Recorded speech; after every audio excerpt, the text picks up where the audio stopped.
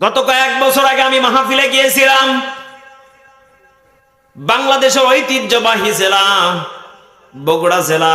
সেখানে যাবার পরে আমার পাশে একজন অন্ধ হাফেজ বসে আছে, বয়ান করতেছিলাম। বয়ান করার ফাঁকে হঠাৎ করে দেখি কারেন্ট চলে যায়। একবার নয়, দুইবার নয়, বারবার করে মাহফিল থেকে কারেন্ট চলে যাচ্ছিল।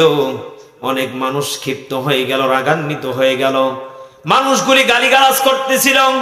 হঠাৎ করে অন্ধ লোকটি হাফেজ সাহেব ডাক দেয়, বলে, মেজবা ভাই, আপনারা একটা মিনিট, দুইটা মিনিট কারেন্ট চলে যাওয়ার কারণে আপনারা সকলেই পাগলের মতো গালিগালাজ করেন, কিন্তু আমার জীবনে আজ 40টা বছর ধরে কোনো কারণ নেই। আমার বিবিটাকে আমি আজ পর্যন্ত দেখতে পাই নাই, আমার গর্ভধারণী মাকে আমি দেখতে পাই নাই, আমার কলিজার টুকরা ছোট্ট একটা মেয়ে আছে, আমি এখনো পর্যন্ত আমার মেয়েটাকে দেখতে পাই নাই।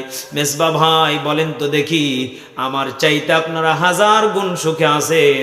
আল্লাহর কাছে দোয়া করি, আল্লাহ এই দুনিয়াতে আমি দেখতে পাই না, কিন্তু জান্নাতে দেখার সুযোগ করে দিয়েন। চিৎকার মেরে বলেন আলহামদুলিল্লাহ।